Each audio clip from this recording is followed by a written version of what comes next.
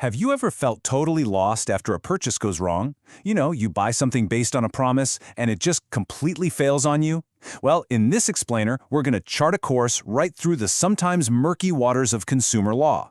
We'll find that solid ground so you know exactly where you stand. So, let's dive in. Okay, let's kick things off with a classic. Picture this. You just bought a brand new gadget, and the box, the ads, everything screamed waterproof. Then, you get caught in a bit of a downpour and it's dead. Just like that. You're annoyed, you're out of pocket, and you're wondering, what now? Well, right there, that's our issue. The very first step to figuring out what to do next. Now, to navigate this problem, we're not just going to guess. We're going to use a really powerful legal compass called IRAC. It stands for Issue, Rule, Application, and Conclusion.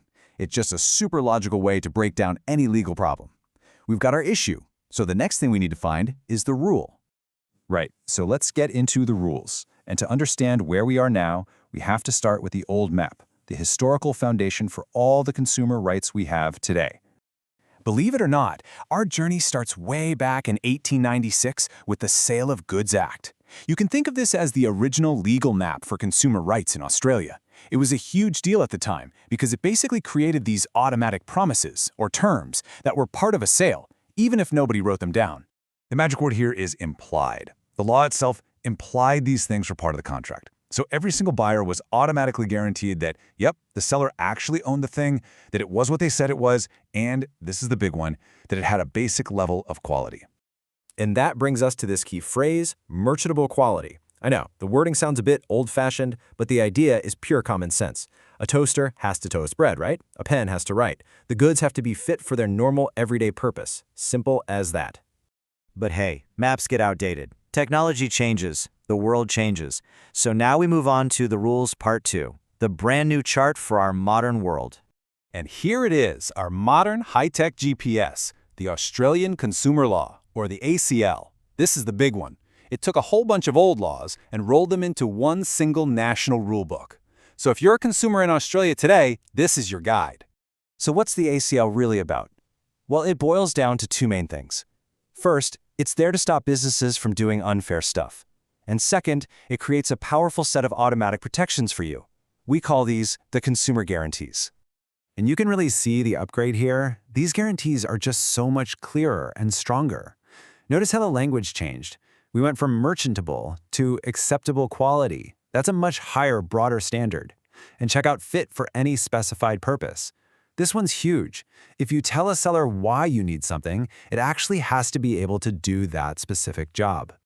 But the ACL didn't just give the old map a fresh coat of paint. No way. It added entirely new coastlines and destinations that just weren't on the map before, reflecting the world we actually live in. This slide really shows the evolution perfectly. We went from those slightly vague, implied terms to these rock-solid, explicit consumer guarantees. And probably the biggest change of all, the ACL added protections for services, not just physical goods. And check out some of these brand new additions. There's now a guarantee that spare parts and repair shops will be reasonably available. And for services, they have to be done with proper care and skill, they have to work for their intended purpose, and they have to be finished in a reasonable amount of time. I mean, what a massive leap forward. Okay, everybody, listen up. If you only remember one thing, make it this. This bit of the law, Section 64A, is basically the force field that protects everything else. It means a seller can't hide some fine print in a contract to get you to sign away your rights. No way! These guarantees always apply. They are non-negotiable. All right, we've got our rules straight from the Australian consumer law. We know our issue. So what's next in IRAC? You got it. It's time for the application. Let's apply these powerful rules to our poor waterlogged gadget. And this is where it all just clicks into place. Look how cleanly this lines up. The ad said waterproof? Boom, that's a description. So it breached the guarantee the goods have to match their description. You needed it for the rain, a specified purpose. It failed. Breach number 2. And let's be real, a waterproof gadget that dies in the rain is absolutely not of acceptable quality. That's a third breach right there. So, we've sailed through the issue, the rules, and the application. Our IRAC voyage is almost over, which brings us to our final destination, the conclusion. And the conclusion here is crystal clear. The seller is in the wrong. It's not even a question. By failing to deliver a product that lived up to its promises, they breached several of these non-negotiable consumer guarantees. And that means the buyer isn't just entitled to be upset, they are legally entitled to a remedy. We're talking a refund, a repair, or a replacement. Just let that sink in for a second. In this one, very simple everyday scenario, at least 3 of these powerful consumer guarantees were broken. This isn't some tricky borderline case. It's a clear-cut failure on the seller's part, and the law gives you a direct path to get things made right. So, the ultimate takeaway from our journey today is this. You are not lost at sea when something goes wrong. The Australian consumer law is your modern, high-definition chart. It gives you real rights and powerful guarantees that simply cannot be taken away from you. And that brings us to our final thought. Knowing the map exists is the first absolutely crucial step, but a map is only useful if you're actually willing to follow it, right?